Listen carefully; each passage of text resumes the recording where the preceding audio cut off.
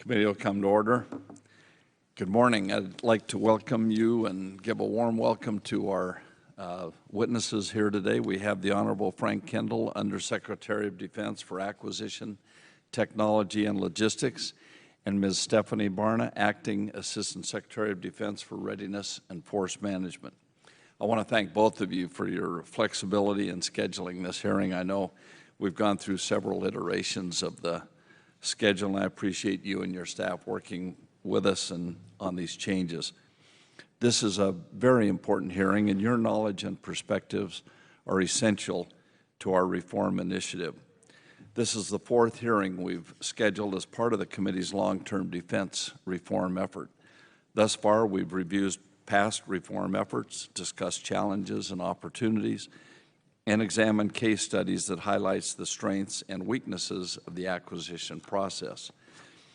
We've sought to understand the root causes behind why, after decades of various reform efforts, many DoD acquisition programs still run over cost and behind schedule, delivering less capability to the warfighter. However, to date, we've heard only from outside experts. While we appreciate and value their input, today's our first opportunity to discuss these issues with the Department of Defense officials and to better understand the Department's recent efforts to improve productivity and outcomes related to acquisitions.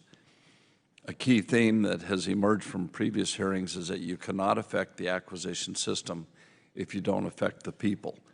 We hear it referred to as a need for cultural change, professionalism of the workforce, or personal accountability.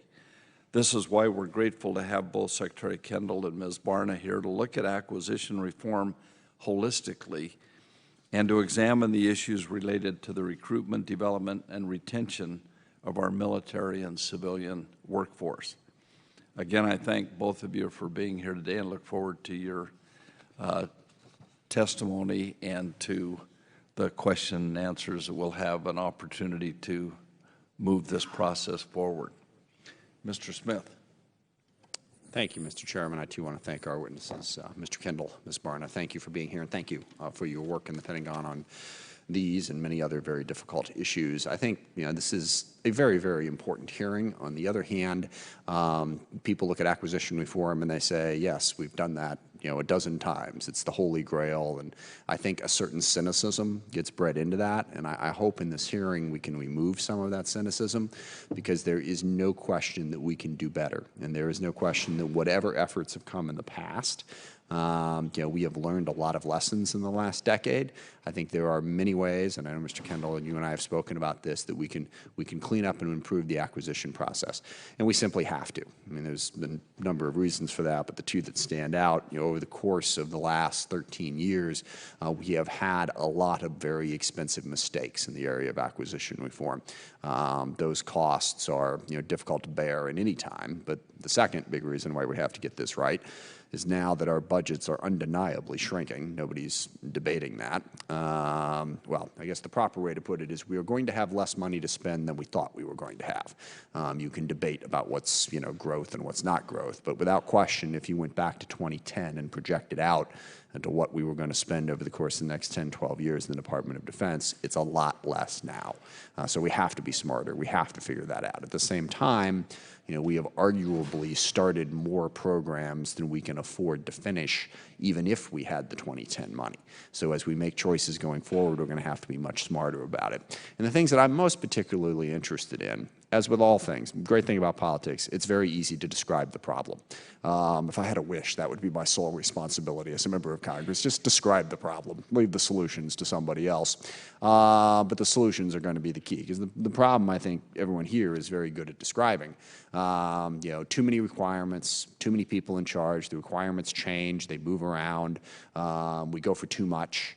We see something on a computer screen, we think we can, make it work, and we wind up, going for something that is impossible to achieve. With an ode to the movie, I refer to this, as the sharks with fricking laser beams attached to them problem. You can envision that, but trying to achieve it winds up taking you down a very, very long rabbit hole. But the thing I think I'm most interested in is the layers of personnel Because I think if there's an overarching concern that I hear back from industry is they are very, very aggressively regulated. You go out to a place where industry is making anything, the F-35, and there are dozens, if not hundreds, of regulators there watching their every move. So you've got a lot of that, and then also you have the layers of program managers. I heard Senator McCain complain about a program that didn't work out, and basically going back in to look at it, there were 5 program managers in 18 months. So who was accountable? Answer, nobody. There are so many people who have a say in it. At the end of the day, nobody's responsible. How can we better empower the workforce and then hold them accountable, for good or for ill? If they do the job well, terrific. If they don't, we can hold that person accountable. But these multiple layers not only lead to the requirements problem, because every one of those layers is going to have a slightly different way of looking at it, and then it gets changed, rearranged, and it makes it very, very difficult to stay on track. And then also you lack the accountability. But I think more importantly, to put a positive spin on this, you rob yourself of the talent and expertise of your personnel. Because if that personnel knows at the end of the day that he or she isn't really in charge, it undermines their desire to say, okay, I'm going to fix this. I'm going to make this work. So I really want to empower our personnel over at the acquisition shop, figure out how to give them greater authority, greater responsibility, and work our way around that. So despite what we've heard before about acquisition reform always being out there, I think some real positive changes can be made. Look forward to working with you to do that and hearing from you today about how we can get started. So thank you, Mr. Chairman. I yield back. Thank you. Mr. Secretary.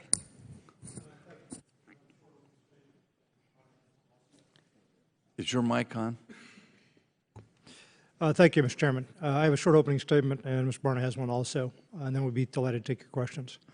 Chairman McKeon, Ranking Member Smith, committee members, thank you for the opportunity to discuss the measures the Department of Defense is taking to improve the productivity and performance of defense acquisition activities, with an emphasis on the acquisition workforce. I want to begin by expressing my appreciation for the work this committee has done in this area.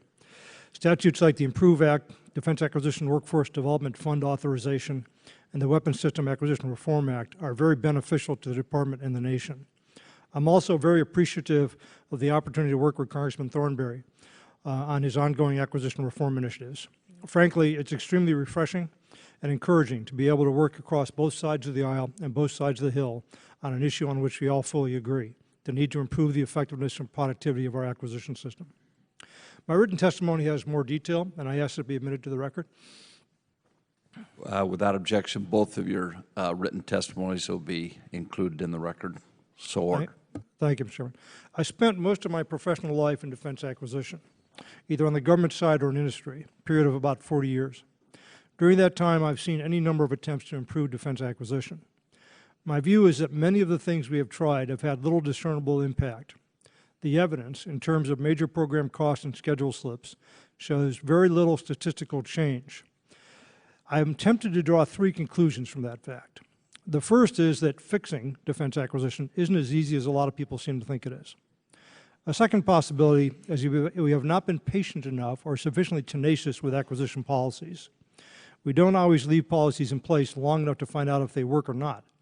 The frequent rotation of leadership, particularly political appointees and career military people, makes it hard to sustain initiatives long enough to determine if they are succeeding or not. The third conclusion I am tempted to draw is that maybe we've been focusing too much on the wrong things. Defense acquisition is a human endeavor, and my view is that we may have focused too much on organizational structures, processes, compliance with policy, and oversight mechanisms, and not enough on providing people with the skills and incentives they need to succeed. I think the committee's emphasis today is very well chosen, and I'm going to echo Congressman Smith's remarks in that regard. The approach I am taking is the one that Dr. Carter and I decided upon 4 years ago when he was Undersecretary and I was his principal deputy. We introduced the first set of what we called Better Buying Power initiatives. This is an approach of continuous incremental improvement based on pragmatism and evidence. I can report to you today that after 4 years, I believe we are seeing changes for the better, and I'm encouraged that organizations like the GAO agree with that conclusion.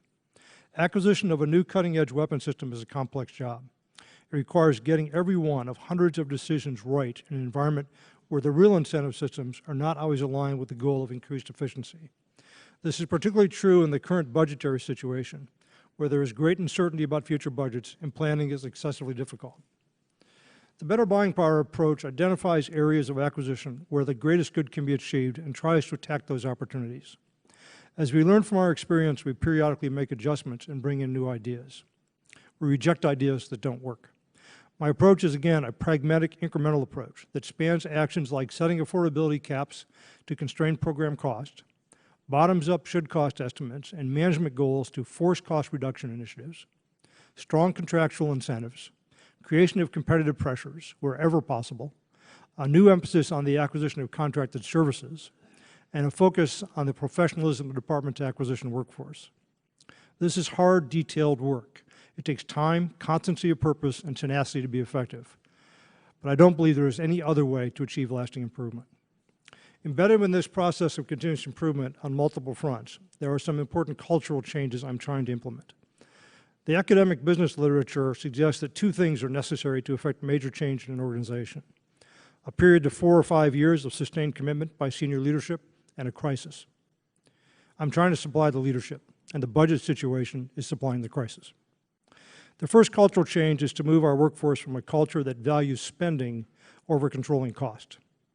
In government, the built-in incentive system is to spend one's budget so that funds are not rescinded or reduced in subsequent budgets. Many of the better buying power initiatives are intended to reverse this situation.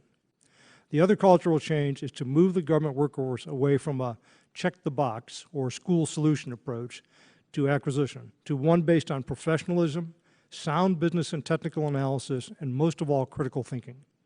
The vast array of product and service types the department buys makes this a necessity. One-size-fits-all rules are not the right answer to our acquisition problems and cannot substitute for the effective professional judgments that are needed for success in defense acquisition. I do believe we are making progress, but I also believe we have ample room for additional improvement. And with your support, I'm determined to build upon the progress we've made. I look forward to your questions. Thank you. Ms. Barna. Chairman McKeon and Ranking Member Smith, distinguished members of the committee, good morning. I appreciate the opportunity to be with you here today, together with Undersecretary Kendall, to discuss empowering success in defense acquisition, with a focus on the Department of Defense acquisition workforce.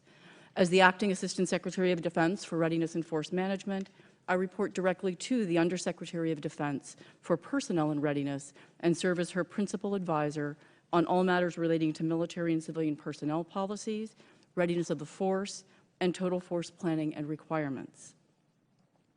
The defense acquisition workforce is responsible for equipping and sustaining the world's most capable, powerful, and respected military force. The Office of the Undersecretary of Defense for Personnel and Readiness shares Undersecretary Kendall's view that, at its core, defense acquisition is a human endeavor, that the development and management of a highly skilled professional acquisition workforce, both military and civilian, is inextricably linked with the success of our acquisition programs. Congress has vested broad functions and duties in Secretary Kendall with respect to his leadership of the acquisition workforce, but it is the Undersecretary of Defense for Personnel and Readiness who is responsible for the civilian and military personnel policies and guidelines, the human resources tools that facilitate Secretary Kendall's efforts. In 2009, with the help and support of Congress, DoD embarked on a comprehensive and ultimately very successful initiative to recapitalize its acquisition workforce. In 5 years, we have added almost 20,000 new civilian employees to our acquisition cadre, which presently totals 135,000 civilian personnel, or about 90% of our acquisition workforce writ large. The military component of our acquisition workforce also increased during this period, from approximately 14,500 members in fiscal year 2009 to slightly more than 16,000 in the second quarter of fiscal year 2014. The military comprises about 10% of our acquisition workforce. Today, our civilian employees and military members together comprise an acquisition workforce that is 151,000 members strong. And although the program management of major defense weapons programs is what first may come to mind when thinking about what the acquisition workforce does, the requirements brought to bear on this community are legion. They are significantly more diverse. They encompass at least 14 different career fields, including contracting for both goods and services, engineering, information technology, life cycle logistics, testing and evaluation, auditing, to name but a few. The fiscal challenges, shifting operational requirements, the current budget instability deriving from sequestration, years of pay freezes, furloughs, military end strength reductions, and the requirement for commensurate reductions in our civilian workforce, more than a decade of conflict. Inevitably, all of these things have affected the acquisition workforce as they have the department's workforce as a whole. If one believes, as I know Secretary Kendall does, and as I do, that our people, civilian and military, are the strength of our department and its components, it is then of paramount importance to our national security that we continue to focus on improving the professionalism of the acquisition workforce. Personnel and Readiness views the Office of the Undersecretary of Defense for Acquisition, Logistics, and Technology as both our partner in this endeavor and as a valued customer of our services. In this vein, we will first continue to work very closely with the acquisition community to promote awareness of the variety of human resources tools at its disposal. These are the tools essential to recruit, assess, educate, train, develop, incentivize, and hold accountable those persons serving in acquisition positions. Second, the personnel community will do all in its power to enable ready access to these tools, to ensure that the acquisition functional community can leverage the special human resource authorities and flexibilities that Congress has authorized us to employ. And finally, should new tools or new policies or processes be required to meet the challenges, we will work side by side with the acquisition community to develop and tailor these new tools to their unique needs. In short, the acquisition and personnel communities are working together and will continue to work together to ensure that the Department of Defense maintains a highly qualified and professional acquisition workforce. Mr. Chairman, this concludes my statement. I thank you and the members of this committee for your interest in and commitment to the professionalism of the defense acquisition workforce, and I look forward to taking your questions. Thank you. Thank you very much. In one of his last acts as Deputy Secretary of Defense, Ash Carter signed a memo that put in place a DoD instruction designed to streamline the acquisition process. As I understand it, this new instruction was intended to, and I quote, create an acquisition policy environment that will achieve greater efficiency and productivity in defense spending and effectively implement the department's better buying power initiatives. Secretary Kendall, how is this effort being implemented in the department? What sort of results should we expect? What obstacles are in your way as you work with Congress, industry, and other stakeholders to improve the acquisition process? Mr. Chairman, I think that the directive you referred to applies to the rapid acquisition process used for urgent needs for combat operations primarily, but also where there's an imminent threat. And essentially what Dr. Carter was doing was establishing more formally within the department something we have been doing for some time. There's a body called the Warfighter Senior Integration Group that I now chair, that Dr. Carter used to chair, which basically brings together the key leadership of the department across the department to essentially meet on roughly a monthly basis now and make quick decisions about our programs that are urgently needed for operations in theater. It's been very successful. We've been doing this for several years, so we institutionalized it with that directive. We're trying to institutionalize this so that we don't lose that capability going forward. As we wind down operations in Afghanistan, we need to be able within the department to do that sort of thing without having to recreate it from whole cloth. So we're continuing that. I don't know that we need any assistance from the Congress at this time with doing that. I think we have the tools generally that we need. But let me take it for the record and see if there's anything else that we need that would help us with that. Thank you. Ms. Barna, I know that you're new to the job, and it's important that you're here with us today. We appreciate it. What recommendations do you have for the committee on how we strengthen the acquisition workforce? And in your view, are there military or civilian personnel policies that are obstacles to what the Secretary is trying to achieve? Sir, I have no recommendations at the present time. Certainly, there are obstacles in many regards, but we believe that those are obstacles that we can work through at the department level. And again, I believe that the partnership that we have with the Acquisition Corps to examine those obstacles and to address them together is probably the most fruitful way to move forward. Thank you. You know, I was mentioning a little bit before the meeting, before we started, to Secretary Kendall that while I'm sure none of us here in Congress now had any problems that we've created, but maybe others have. But I think that over the years, we pass a bill every year, and I'm sure we have unintentionally but put together some regulations, or we've written laws that then the regulations were written to comply with those laws that have made your jobs harder. And I think probably in going forward in the bills that you all do in future years, that probably would be something that we should keep at the foremost is if we require a report, is somebody going to read it?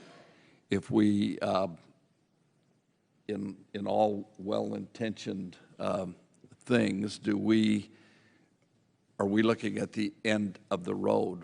Is this going to make things better or harder? And start with ourselves here in Congress. And I think, I know you're working in the department to try to do these things, and this is something that we're working on together, and it's been done and tried before, and it's a huge job. But if we look at it as not a project that we're just going to finish in a year or two, and then it's all good, and from then on we'll always do everything just perfectly.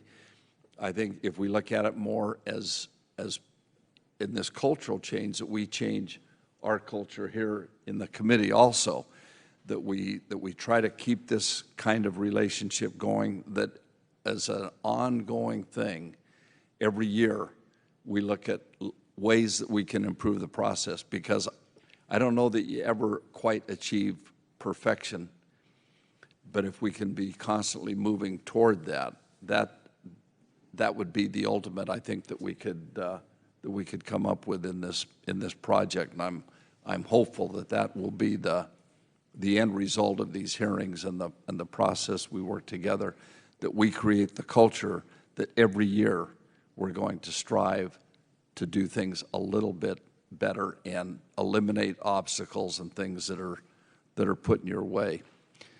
Mr. Smith.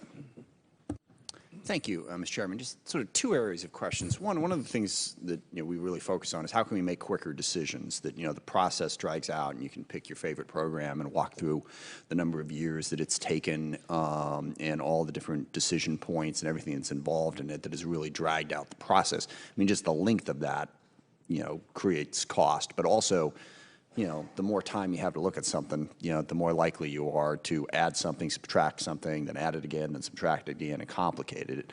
I'm struck by the fact that the people who are, building the newest carrier, the Ford, accused of a cost overrun, they said, look, if we were building the same ship that we bid on, we'd be right on budget. And I've had people confirm that may be slightly off, but basically everything that has changed since they took that contract is what's, driven the cost up by $2 billion. Just to give you one example, and I'm curious why we can't do this differently, and that's the expeditionary fighting vehicle. Now, we know the first part of that story, classic tale of, too many requirements. That's my sharks and laser beams thing in reality. But the second part of the story is once that program was killed, the Marine Corps has gone out and identified, amphibious vehicles that are made now. I think there's like 4 of them by 4 different companies. They've tested them and they said, these will be, any one of these is good enough for where we want to go. Now, in a better universe, these 4 things have been made, they exist. The Marine Corps could go out there and say, okay, we've tested them, I want that one, all right? And we're done, they buy how much ever they buy and they move forward. That's not going to happen because you got to send out an RFP. And inevitably in that RFP, they're going to, well, we like that one, but what if you put this on it? And I guess I'll just ask a wide open-ended question. Isn't there some way that we can get to the point where we can buy more off the shelf, more directly, empower the people to say, and look, I admit a couple of things. Number one, it might not be perfect. There might be something that you might say that down the line, well, I wish we would have had that. But, that's true no matter what you do, and at least this would save money.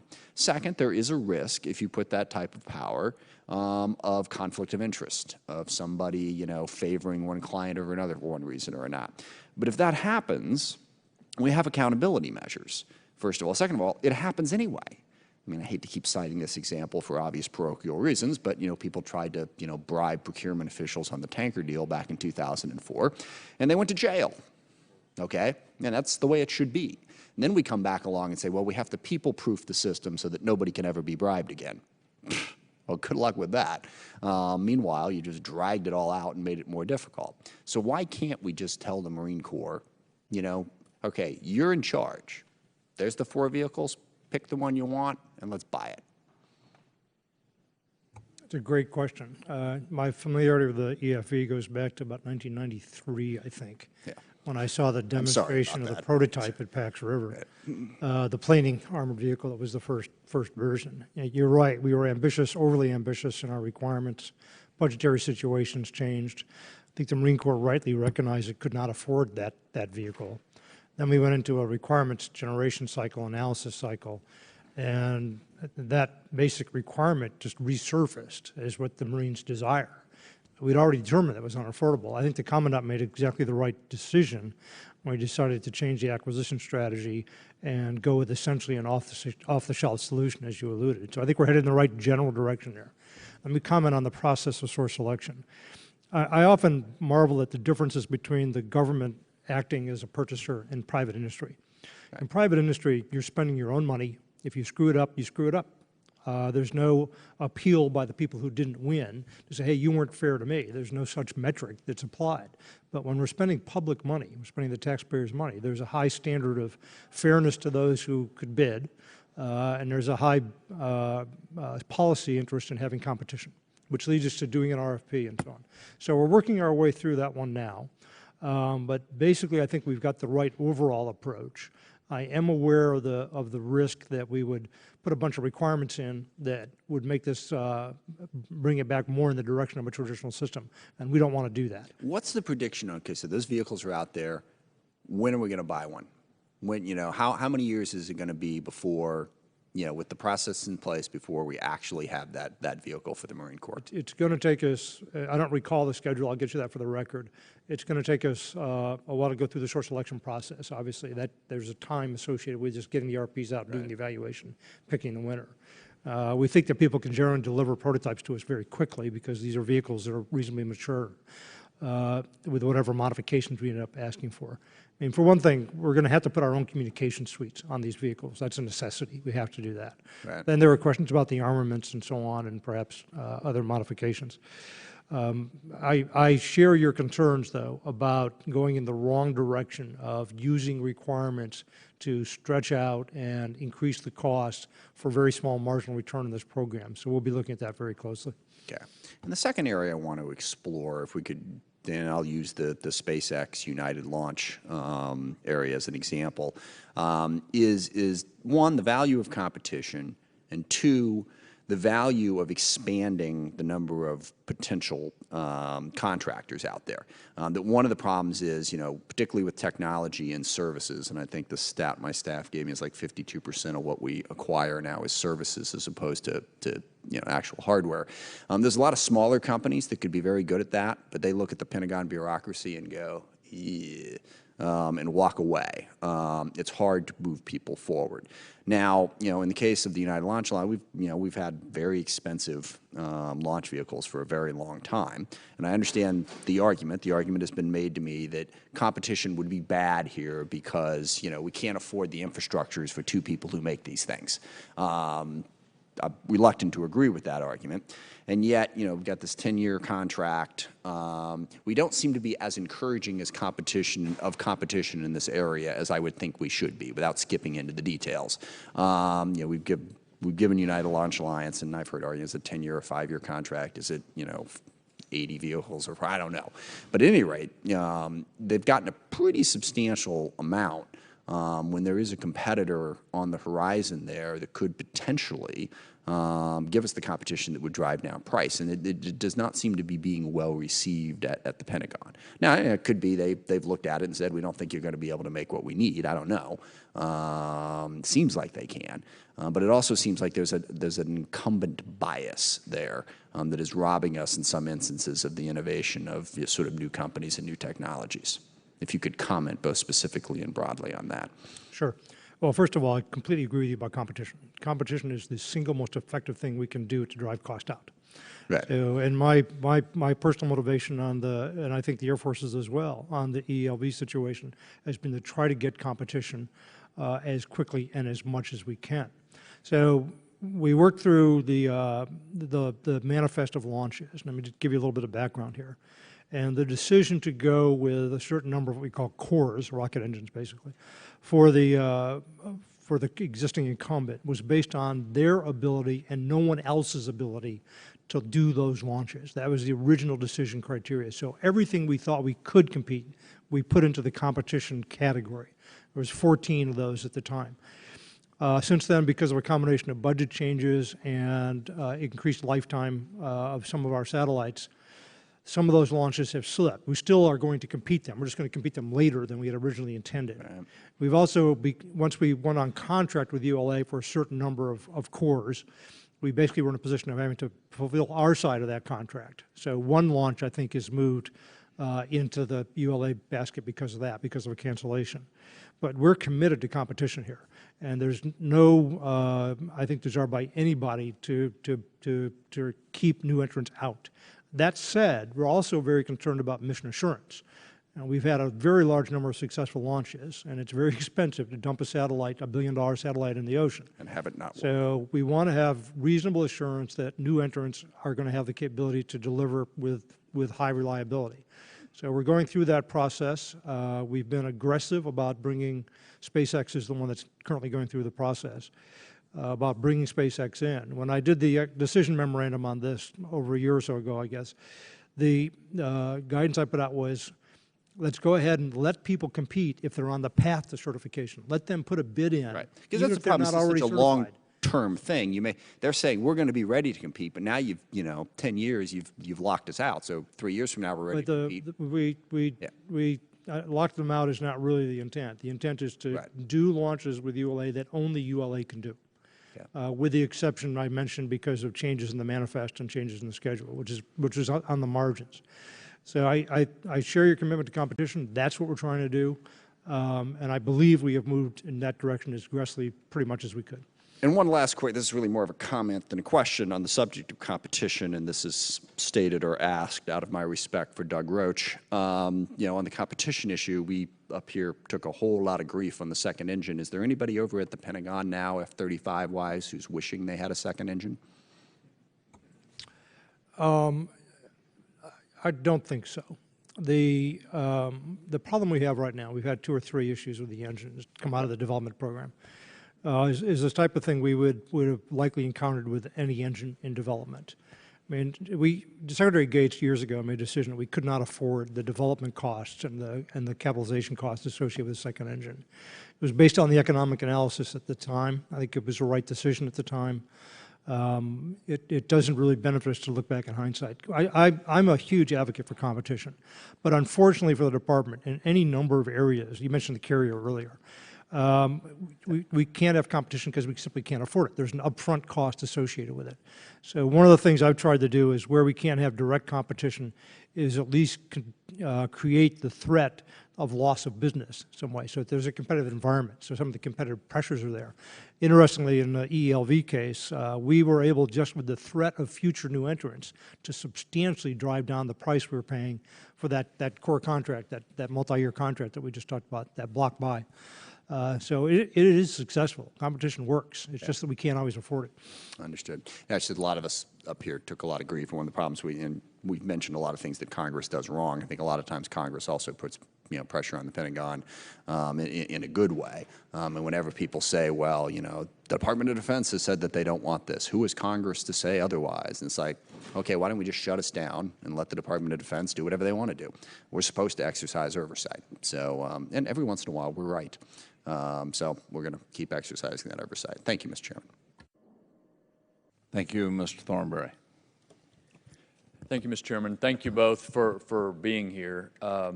In all the conversations one has on this topic, I think the thing on which there is universal agreement is that people are the key, and recruiting, keeping good people, giving them the authority to do their job, and then having the accountability for that is the most important part of this. And obviously, that your two organizations working together is a key part of that. And finding a way to get to yes, rather than finding excuses on why things can't be done, I think is critical. And if laws get in the way, we want to hear that. Mr. Kendall, I appreciate all of the work that we've been able to start together. The one comment I'd make from your written testimony is I'm really glad y'all are working on a legislative initiative. I hope we can exchange ideas as we go along, rather than wait till the budget comes up next year, which may be too late for our process. I mean, we don't have to have all the T's crossed and the I's dotted, but through the fall and so forth, as we come up with ideas, we want to run them past you, and I hope that works both ways. Absolutely, Congressman Thornberry. I think Andrew Hunter, who's leading this effort for me, is a former committee staff member, and I think he is in conversations with your staff and the committee staff on this routinely. And we're going to continue that. I think it's, as I mentioned earlier, the cooperation I think is terrific, and very happy to work with the committee on this. Yeah, well, I appreciate that. Ms. Barna, as I said, everybody agrees people are the key. If you're in industry, there are tools that they have to use, like bonuses and so forth, to encourage behavior and decision making that they want to see.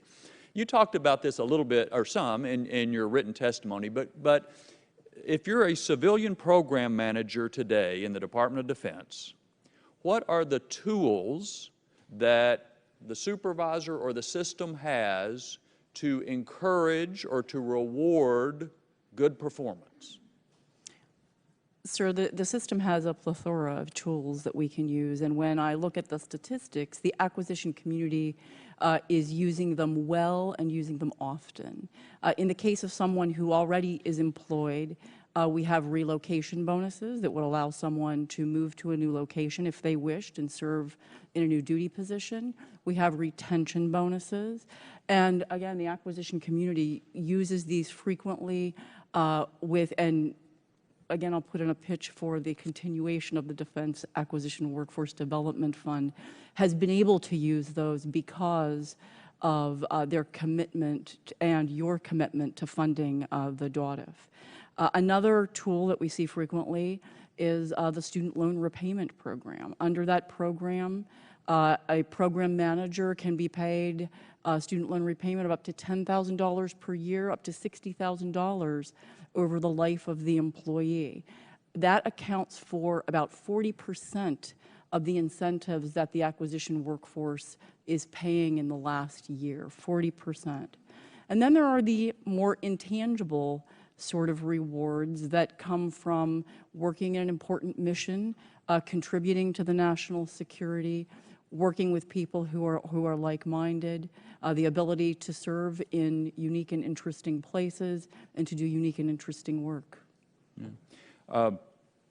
Well, I agree with you on the intangible. Of course, the sooner you can see the fruits of your labor come to be, there's more reward there. But just one brief question on the student loan repayment. Is that a judgment call that the supervisor makes about whether someone is doing a good enough job to get that, or is it more of an automatic thing? It's actually a judgment call. It's used very frequently. Again, we have a number of graduates coming out of schools with great amounts of debt, and so this is also an incentive to recruit. What percentage of the acquisition workforce hired in the last 10 years would you say gets the student loan repayment? You know, I'll have to take that for the record, sir, and come back to you with that accurate amount. But right now, 40% of the incentives that are paid in the Corps involve student loan repayment. It's very effective. Okay, good. Well, I would be interested in following up with your office for some more statistics so that I can at least understand how often some of these tools are used and on whom and in what circumstances. I'm So happy to provide that information, sir. I appreciate it. Thank you, Chairman. Thank you, Mr. Kilmer. Thank you, Mr. Chairman. Thank you both for being here. My first question is to Secretary Kendall. Before we get acquisition professionals to make smart decisions, we need to provide them with the means to execute acquisition programs. And under Better Buying Power 2.0 advocated for the achievement of affordable programs and the implementation of a system of investment planning. With that in mind, I'm interested in understanding your thoughts on how the department will plan to fully support the Ohio Replacement Program and the SEN budget as a whole. This committee offered the National Strategic Deterrence Fund as a solution. As I'm sure you know, the most recent 30-year shipbuilding plan says that the Navy cannot afford to do it all. In the spirit of acquisition reform, I was hoping you could speak a bit about how we can best protect the investment in our undersea nuclear deterrent and in other shipbuilding programs. We have a affordability issue as we enter the 2020s in general. The Ohio replacement's a big part of that. It's not the only piece of it. The strategic deterrent across the board, the bomber, ICBM, and the SSBN, are all need to be replaced in about the same time frame. That's not the only place in the budget where we have a problem like this. What we've been trying to do under Better Buying Power is discipline our programmers and service leadership, really, to look long-term at the life cycle of their products that they're trying to buy so that we avoid starting things that we can't afford in the future. We've had reasonable success with that, but that doesn't get us out of the problem of all those things that we need to buy out in the 2020-ish time frame. I don't know how we're going to solve that problem, but we're going to have to solve it somehow if we're going to have the force structure that we need. I also want to ask a bit about the subject that Mr. Smith mentioned of commercial kind of off-the-shelf solutions. There was a featured story in Government Executive this week called Daring Deal, and the focus was on how the IC is leveraging a leading commercial cloud provider, in this case it was Amazon, to build a community cloud for the intelligence community based on the utility model. We also know that the Navy's already utilizing commercial cloud to move level 1 and 2 workloads to a commercial solution. Civilian agencies like HHS are even moving sensitive but unclassified workloads to commercial cloud. But up to this point, the Defense Department's been lagging in that category, particularly for levels 3 through 5 data. Could you talk to the committee about how the DoD, as part of the overall defense acquisition reform effort, is going to better leverage commercial cloud technologies, both in the short and the long term? And also, can you speak to the Pentagon's plan to use commercial service providers to build a community cloud for classified data? I'm going to have to take that for the record. But in our major, what I would call IT infrastructure projects, I'm thinking right now of the Navy's next generation, for example, we're using essentially commercial products. Now, whether we're using a commercial cloud which merges defense data with non-defense data in a storage facility, for example, which is really what we're talking about, I think, here, I don't know the answer to that question or how much that solution implemented that. We do have, obviously, privacy issues. We have security issues that we have to ensure are enforced. So if a commercial cloud can meet those requirements, and there are economic advantages to it, I don't think I would have any objection to going that way. But I'm going to have to take for the record where we are in terms of exploring that and implementing it. With the time I have permitting, Secretary Barna, professional education is obviously an important aspect of preparing our acquisition workforce. Both in terms of their ability to develop realistic requirements and and buy what we need. I think one of the values of the Better Buying Power initiative is that it asks acquisition professionals to think. To what extent does the Defense Acquisition University use case studies to educate its students on best practices and lessons learned and the rationale behind the curriculum, and how are we empowering our acquisition professionals to make good decisions? Congressman, if I could take that one. We do use case studies extensively at the Defense Acquisition University, and I encourage the new president to use them more. I think my business school training I wasn't good, didn't go to Harvard, but I kind of followed the Harvard model. I think case studies are a great learning tool. They do help people with critical thinking. They teach principles at the same time, but they force people to confront problems and address them. And we have no shortage of case studies historically in the Defense Department that we can use to help our learning process. Thank you. Thank you. I yield back. Thank you, Mr. Forbes. Thank you, Mr. Chairman. Thank you for holding this hearing. I also want to thank Mr. Thornberry for his work in this area, and it's an important area for us to get right. And thank both of you for your service to our country and for being here today. For as long as I've been in Congress, whenever I go to any facility anywhere, the base commanders always tell me the same thing. They say that oftentimes when they have a need, it's the small or medium-sized businesses that can go from idea to deployment utilization the quickest. But they get so frustrated with the acquisition process that they just walk away and they don't do it, and they use the bigger companies.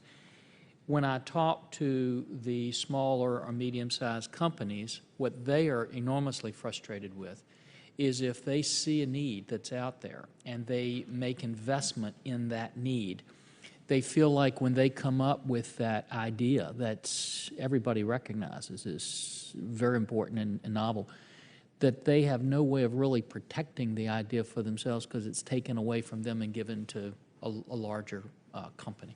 And I hear this over and over again.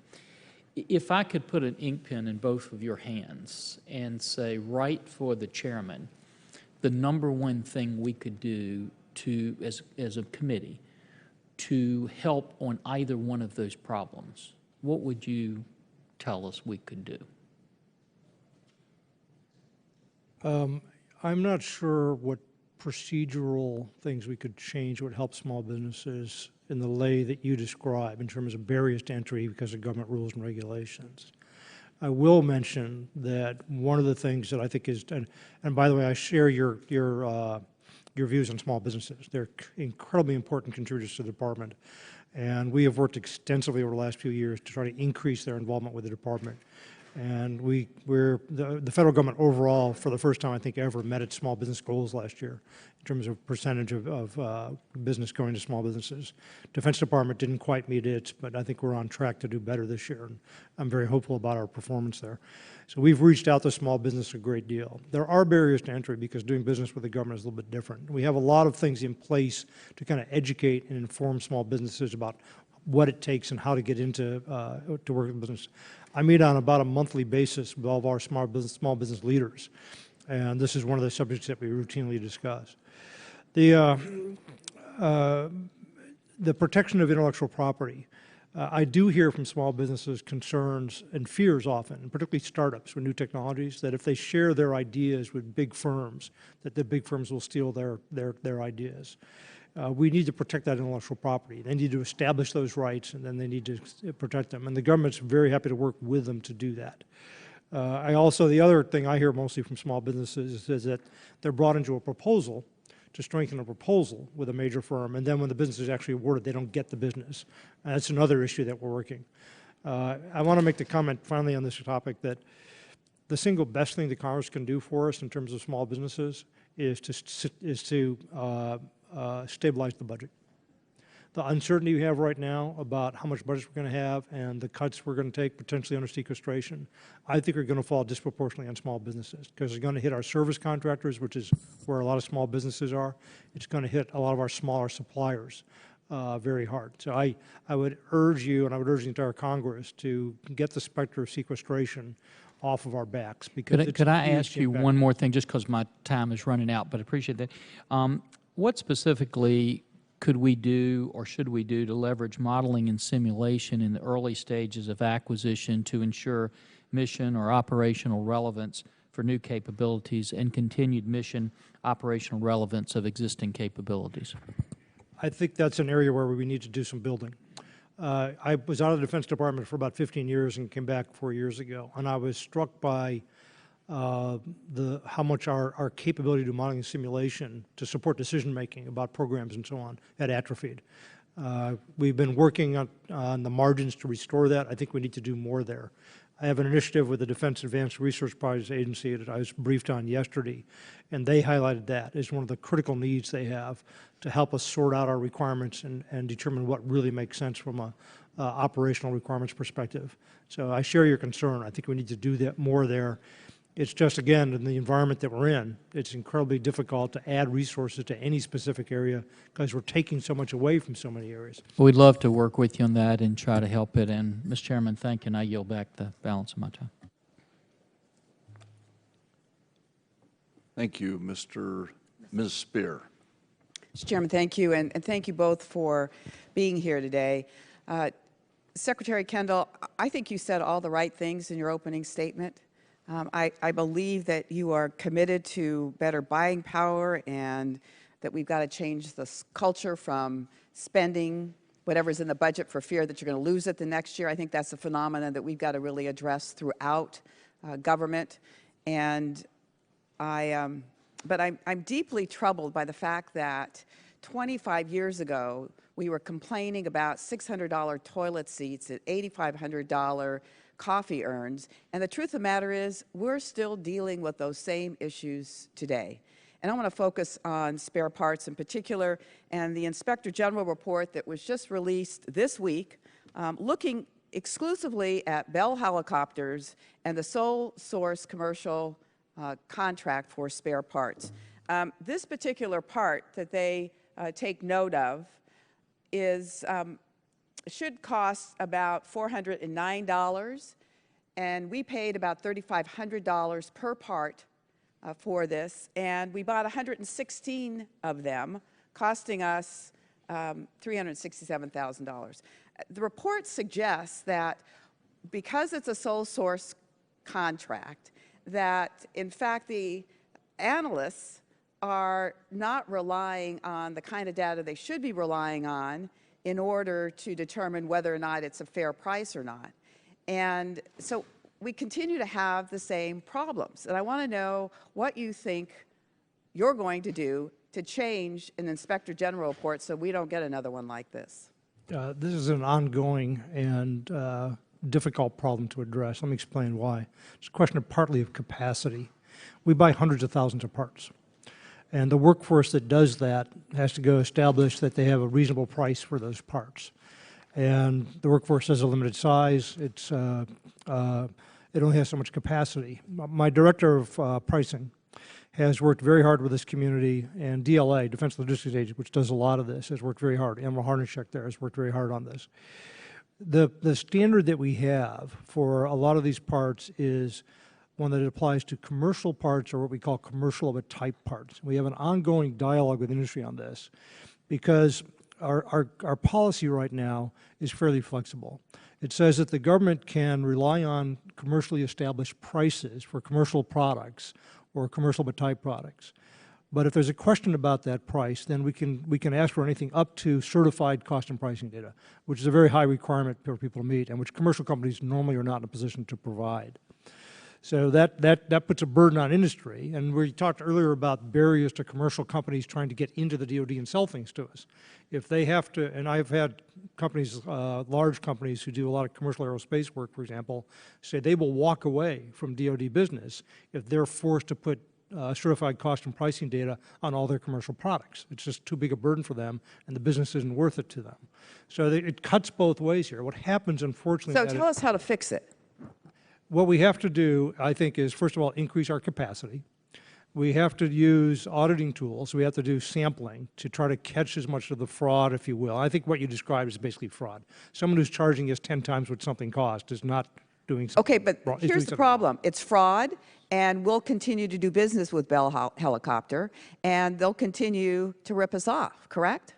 What we have to do is hold them accountable for the thing you just described and make them pay the penalty that's appropriate for that. Well, how are you? There will be audits based on, I just got the report, but based on the report that I have, we will be auditing an awful lot of what they do to us to see how widespread this is. And if it's isolated cases, that's one thing, but if it's systemic, that's a much bigger deal. Will you then report back to us? Absolutely. All right, let me ask you about the F-35 engine. Do you believe, based on what you have learned so far, that it stemmed from an isolated incident, or was it a systemic engine flaw? I don't want to get ahead of the safety evaluation process. I've gotten some reports on where we are on that. We've inspected all the existing engines that are in service. We have not found, as far as I know, anything that suggests the type of problem that we think caused this failure. So we're examining the actual engine that did fail, the parts of it that we have, to try to determine what caused the failure. We really want to get at the root cause of this to determine exactly what caused it. I, as a political appointee, don't want to get involved in or influence the safety process that the safety professionals and the airworthiness professionals need to conduct. So we will get to the bottom of this. We will do the right things technically to get to the bottom of this, and then we'll take the right corrective action. But safety of flight is a primary consideration here, and that's what's going to govern this. So I don't want to get ahead of that process. From what I know now, I will go this far. There's a growing body of evidence that this may have been an individual situation, not a systemic one. But we don't know that for certain at this point in time. And until we do have real good technical answers on this, I don't want to get ahead of the process. Thank you. My time is up. Thank you. Mr. Wilson. Thank you, Mr. Chairman. I want to thank you and Vice Chairman Mac Thornberry for your leadership on these issues as we work to improve the system. And both secretaries, thank you all for being here today. I know that you're concerned and want to make changes, and I appreciate Ms. Spears' questions and join with her expressing concern, and I just am so hopeful that changes can be made. I'm particularly concerned about the Department of Defense, how they acquire information IT technology systems.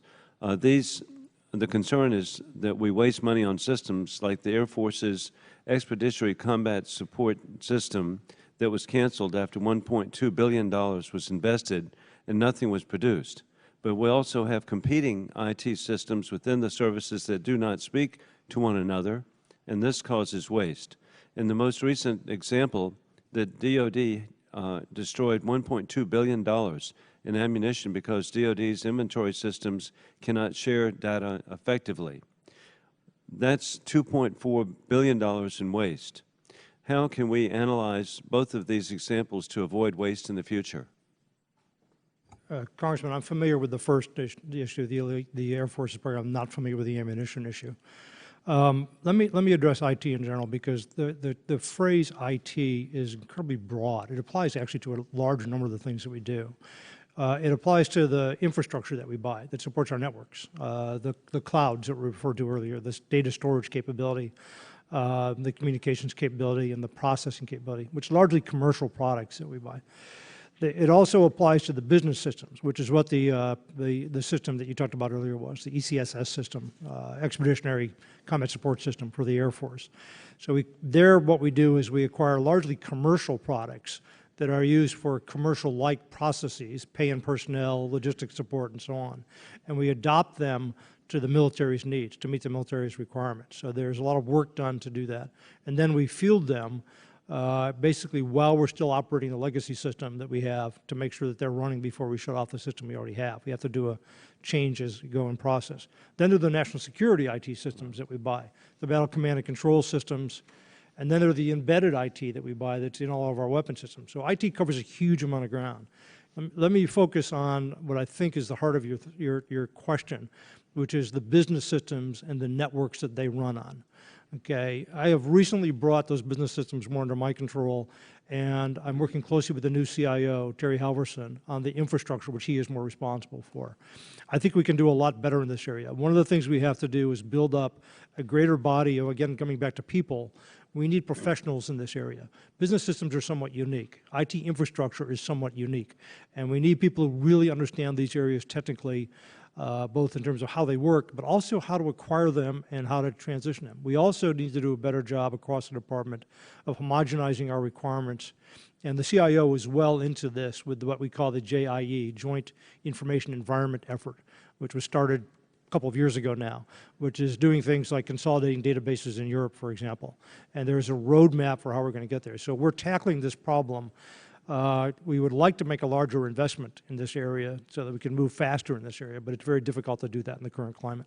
And so clearly you're looking at the Air Force problem and learning from that and making changes. And I will be getting information to you relative to the ammunition. Another issue, of course, is the traditional one. This one is the intelligence system, the distributed common ground system. And there's a concern among the military of an inability for the system to work, when in fact, if you were to go and acquire a commercial off-the-shelf system, it would work. And in fact, the FBI, CIA, DEA, NSA have been using commercial systems as opposed to what DOD is pursuing. Are you looking into this? Yeah, I'm familiar with that case. It's an Army program that I've seen in the field. I've actually seen both the commercial system and the Army system in the field being used in an operational command.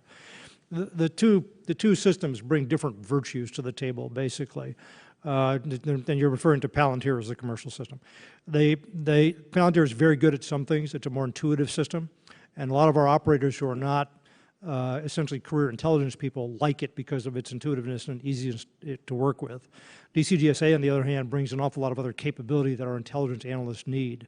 And I believe the Army is working to bring the Palantir-like technology into GCSA so that both communities as I conclude, I in my military service worked with SINGARs, and it was just a disaster when I could use my cell phone. And so I was at the National Training Center at Fort Irwin, and gosh, please look into commercial off-the-shelf systems. Thank you. We're moving very much in that direction for tactical radios. We are doing commercial acquisition of tactical radios now. Thank you. Mr. Larson. Thank you, Mr. Chairman. First, Secretary Kendall, can you give us examples of the flip side of the acquisition problem, that is the Department of Defense having to buy things that you no longer want to buy, and what would be on that list? Well, there were a number of things that, unfortunately, this committee did not approve that we sent up. A lot of cost-saving measures that I know BRAC's very unpopular, but that's one of the things we try to do. We try to do some things with compensation that we really need to do. Compensation cost growth is excessive for us. We did some efficiency things with Navy cruisers that we think were a very smart management approach to how we manage that part of the force structure. You know, take them out of service, take the people out for a while, do the modernization, then bring them back in. We think that was a wise thing to do.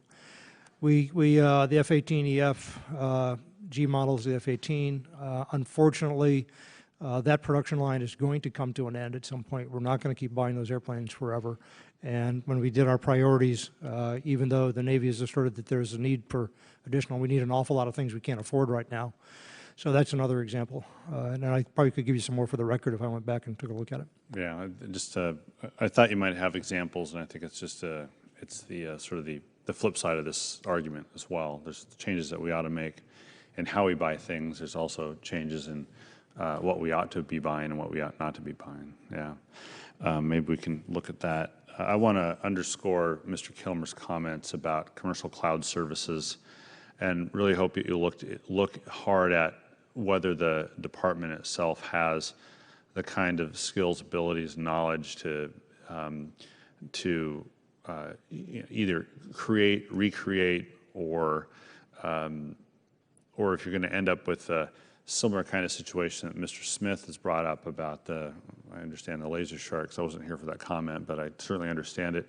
That is the department doing something and then just keep adding and adding and adding on top of something that's already easily available that you could use without too many changes, and pretty soon you have something that is wholly unworkable.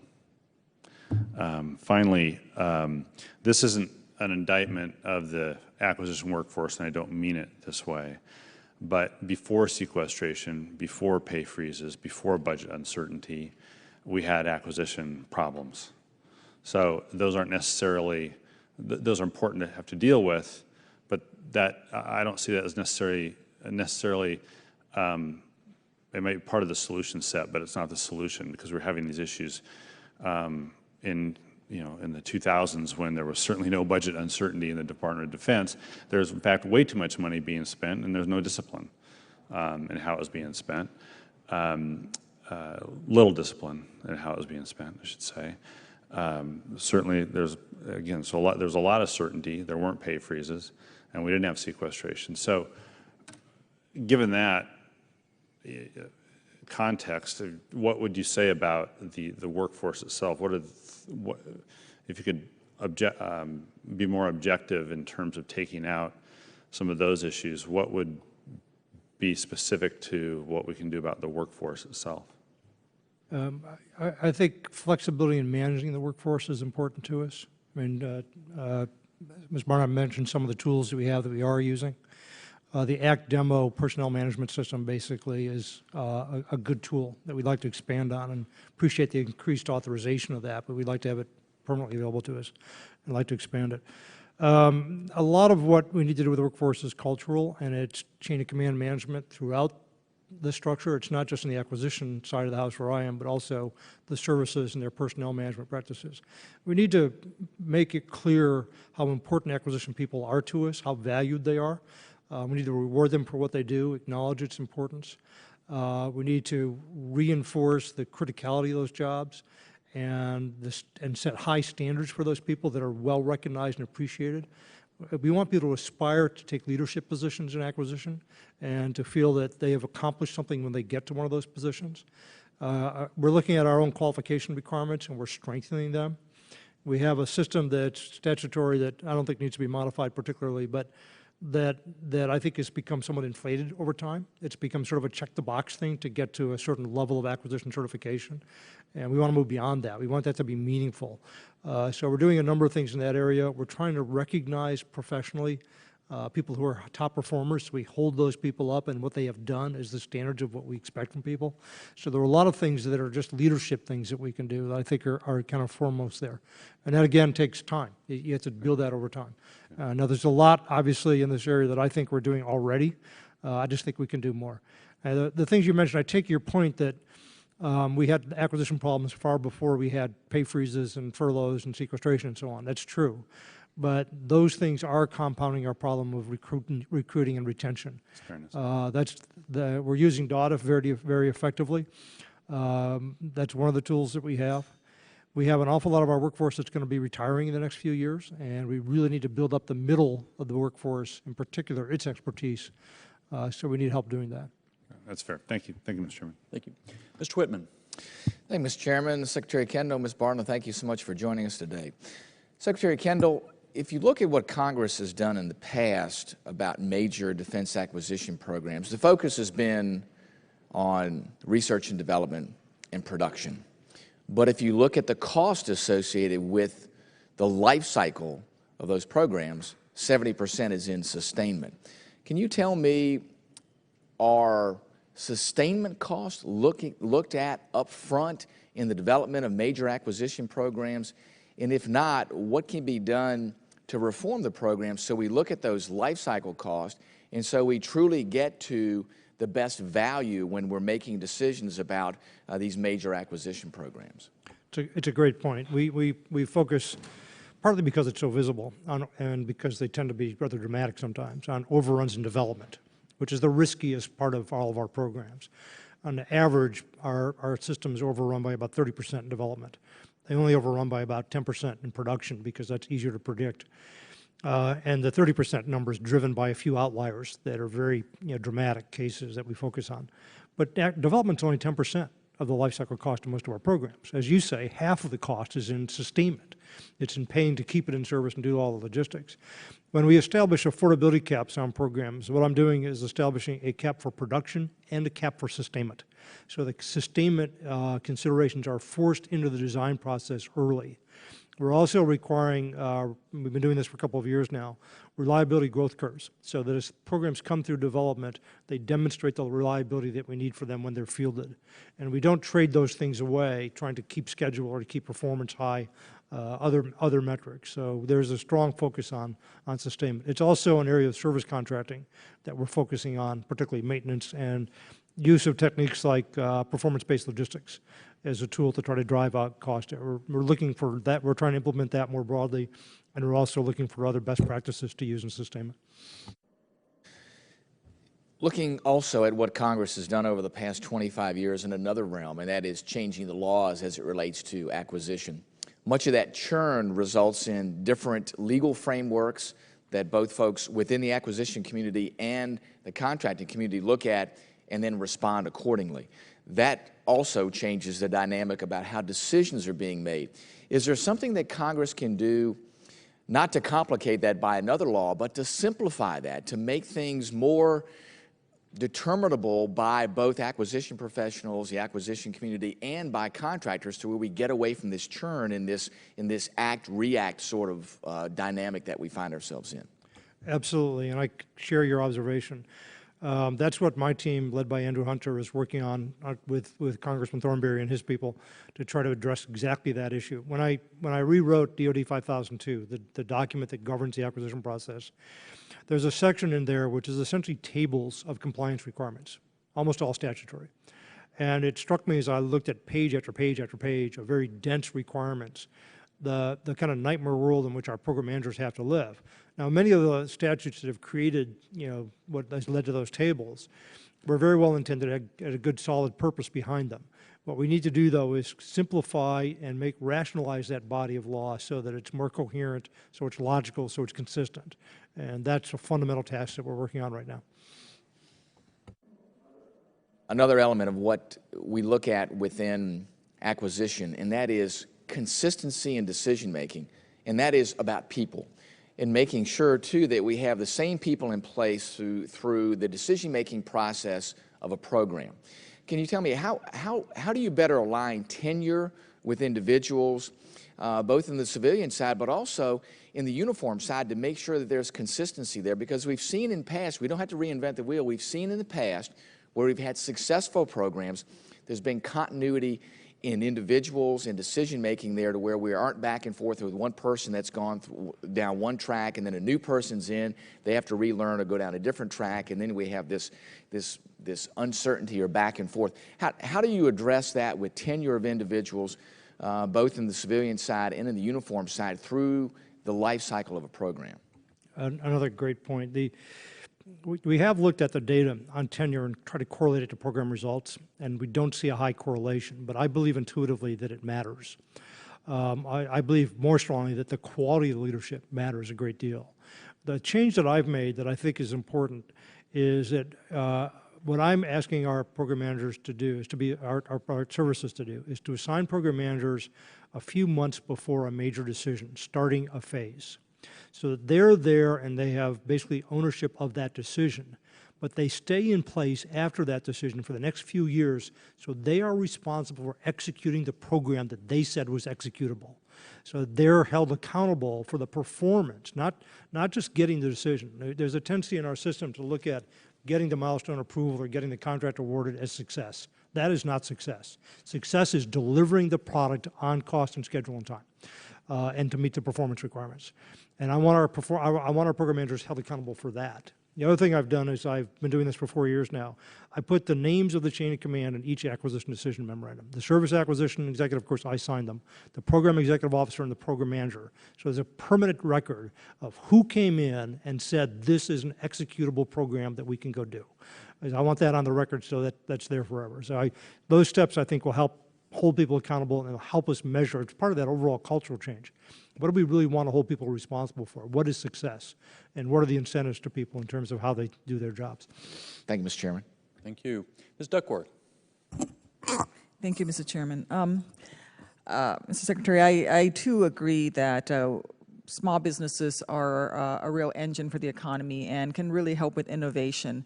I appreciate your comments on some of the things that we can do here in Congress to help small businesses. But I have to tell you that I have small businesses in my district who are still struggling. I have one business that does advanced hearing protection, etymologic research, and they've been waiting over 2 years, almost 3 years now, simply for an NSN number. And they keep being told that they are just weeks away from getting an NSN number, even though they have potential military units that are interested in testing out their product. And because they don't have the resources of a large corporation, they just keep going through the grind. And that, I think, is what wears down these small businesses who don't have the capacity. So there's something that we can do to work on that. That would be very helpful. If you give you the information, we'll look into it and see what we can do for that specific case. But I think, in general, we'll take a look at the backlog for that area and see if there's anything that we can do about that. That would be great. I think that NSN number, there's a real backlog there for businesses trying to get those numbers. I think it gets to the issue I talked about earlier, which was the capacity right now in the workforce. But we'll take it on and see what we can do to be more efficient. Great, thank you. I also would like to talk with you about the Office for Cost Assessment and Program Evaluation, the CAPE. I think that it's doing a great job in terms of taking an increasingly forward position, assessing acquisition programs and level of costs, and looking at scheduled risk in the programs. Is there any way of leveraging the CAPE analysis so that it can be used to build risk mitigation into programs? Because they don't generally take public stands on programs, nor do they offer feedback to industry. And I just think that their programmatic assessments can, if it were available to industry, could really help industry understand the analysis and to address the risks and concerns earlier in the programs before issues arise. Is this something that could be done? CAPE does independent cost analysis primarily. It looks at the realism of the cost and the service projections. And I rely on them very heavily for that. The cost estimates that have been coming from the services, it's a little bit surprising to me, given my experience years ago, are generally very consistent with the CAPEs today. There are only a few % differences in most cases. That analysis is very valuable to us. CAPE has a huge cost database that they use as a historical database they use as a basis for that. Some of that information is proprietary, I believe, so we'd have a hard time sharing that. On the risk of execution, I rely more heavily on my own system engineering office and developmental test office to look at those issues, and my research and engineering assistant secretary to look at the technical risk in programs. We try to communicate with the services, certainly, and I think communication goes through to industry about where we see the risk and where we see adjustments needed in programs because of that. I recently I added a year of testing essentially to one of the programs, came before me recently because I thought there was too much concurrency in the program. I'm not sure, you make a good point in terms of getting lessons learned out to the broader community. Let me take that one on and think about what we could do to do more of that. I think communicating, we talked about case studies at DAU, that's one vehicle we have, but I think in general, we can put out more on why we're doing what we're doing and what's leading to it. The PARCA organization that works for me, the Program Assessment Root Cause Analysis Organization, does do analysis of non-McCurdy's, and I, as part of my annual report on the performance of the acquisition system, provide data on their assessments and where they're seeing root cause issues. So that's one vehicle that we have. I might be able to add additional data from CAPE to that volume as well. That would be one way to do it. Let me take that on and see what I can do. I think it's an interesting idea. Great, thank you. My final question is back to the F-35. I know you can't talk about, I absolutely understand the process, the safety review that has to happen with the engines, but can you address a little bit the issue with reports that the F-35 is now actually damaging runways, certain types of runways that are not especially reinforced, and so which would then reduce its capacity to be forward deployed on certain surface areas, which really takes away one of the advantages of the design of the aircraft? Yeah, I think the issue you're referring to, I believe it is. Let me take it for the record to get a good answer. But what I think you're referring to is the heating that comes from the Stovall variant when the nozzles are oriented down, so the exhaust goes down onto the runway. That was a concern originally on carrier decks, and we discovered that we could handle that. That was all right for us. But I'm not sure how much of a problem it is for normal tarmac, for normal runways or concrete runways.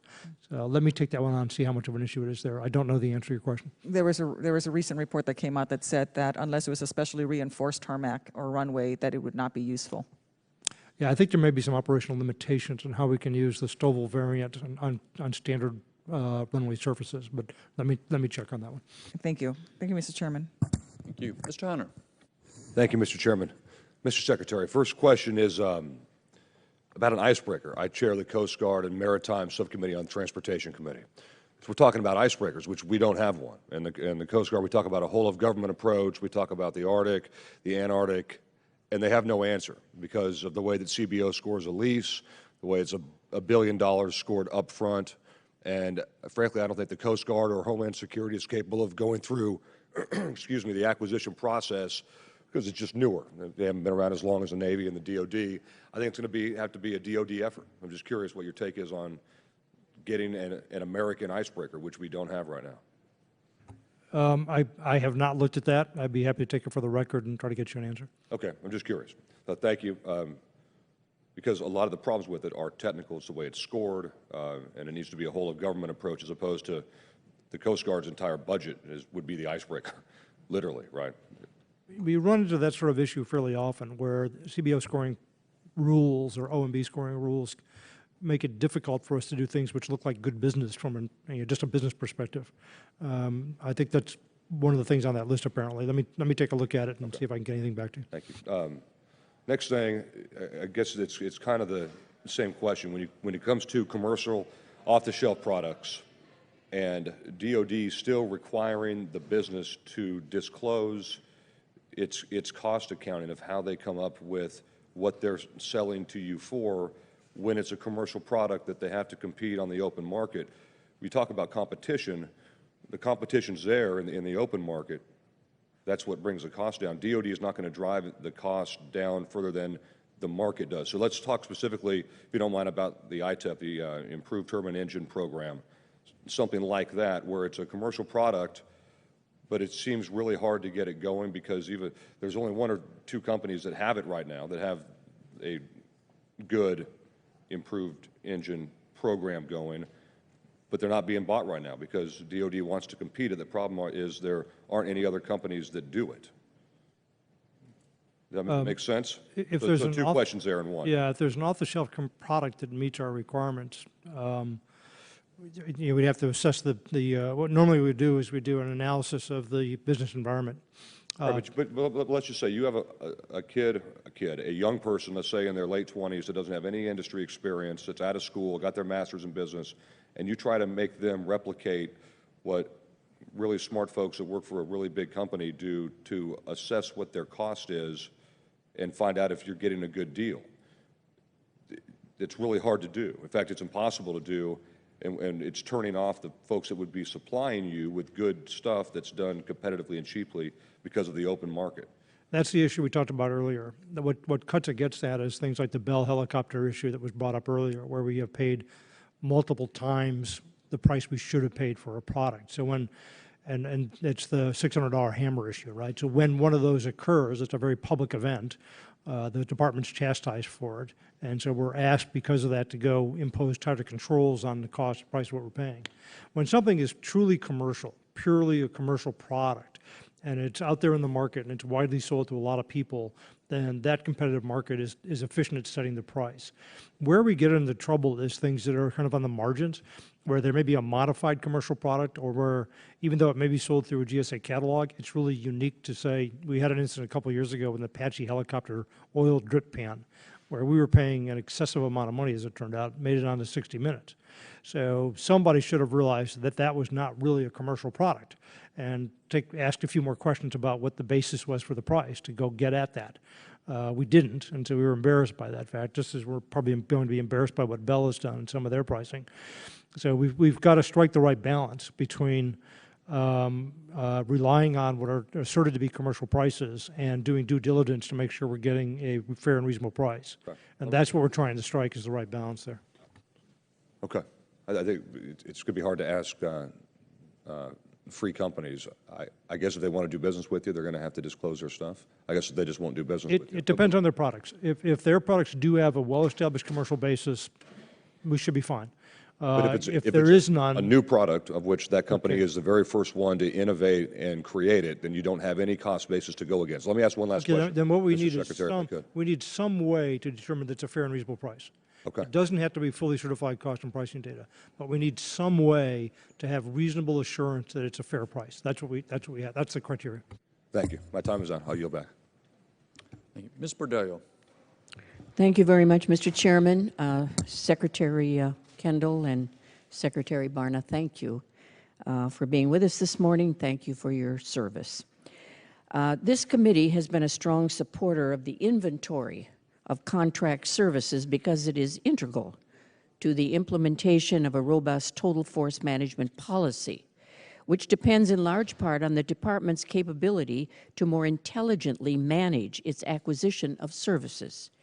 GAO determined that to improve the department's capability, there needed to be a dedicated office resourced to develop and implement a common inventory system and associated business processes among the military components and defense agencies for contract services management specifically modeled after the Army system, as this committee has long recommended. Now, earlier this year, GAO reported that the department approved plans to establish a dedicated office within personnel and readiness to support these implementation efforts. But I understand the office's roles and responsibilities and how it will be staffed have not been fully determined. So my question, Secretary Kendall, when will this office be up and running? Congressman, I'm going to ask my colleague to answer that one. That falls under her Secretary responsibility. Barna? Yes, ma'am. We are working on the staffing and the structure of the office as we speak. I think our next meeting on the issue is this coming Tuesday. This is certainly a matter about which we have great interest, and we understand the committee's interest and the GAO's interest. We are working on the enterprise contractor manpower requirements assessment, which I believe is the data tool to which you're referring. It is the data tool that will actually fuel and feed the inventory of contracted services. So we are very aware of the interest. We're very aware of the laws and regulations that have been passed in this regard, and we are moving out to implement. Madam Secretary, we've been discussing this for some time. Do you have a final date on when it will be fully implemented? I don't have a final date. We do have the money in next year's budget to actually bring on board in PNR the 6 personnel slots, and adding personnel slots to the department at this particular time is a very difficult, challenging thing. But we do have the money and the personnel authorizations effective in FY15. So you don't have an approximate time frame or? I do not yet, I'm sorry. I can go back and take a look at exactly where we are and provide you some additional information. That would be I don't great. have an exact time frame. Thank you. Thank you very much. And I yield back, Mr. Chair. Appreciate the gentlelady bringing this up. It has been in the works for a long time. Mr. Bridenstine. Thank you, Mr. Chairman. Mr. Kendall, I wanted to ask you about the way we go about purchasing satellite communications, specifically commercial satellite communications, which we've been purchasing in mass volumes for about 13 years now, as things in the world have required us to do. We currently still buy ComSatcom on the spot market, one-year contracts, very inefficient, very expensive. Of course, this committee in the 2014 NDAA required your office to put forth a strategy to get to multi-year procurement to make things more efficient. Can you share with us where you are on that and how things are going? I tasked my Assistant Secretary for Acquisition, Katrina McFarland, to work with the CIO on this issue. And it came to my attention originally because of one of our business board, advisory board studies. So I think we are very close to having a proposal. I have not been briefed with the final product yet. I'm told that they're ready to brief me. So hopefully within the next few weeks, we should have a position on this that we can talk to you about. One of the challenges that I've heard is we're purchasing ComSatcom with OCO dollars, which are year to year. So it makes it impossible really to do multi-year procurement when you don't know next year what the OCO money is going to look like. That's largely to support, obviously, the wars in Afghanistan. Right. And I think it's appropriate use of OCO to do that. The issue I think we have run into in part is one that came up earlier, which was how we score, if we cut a multi-year business deal, how is that scored? Which is unfortunate because I think our process and our bureaucracy is getting in the way of us trying to do the smart thing from a business perspective, and we shouldn't allow that to happen.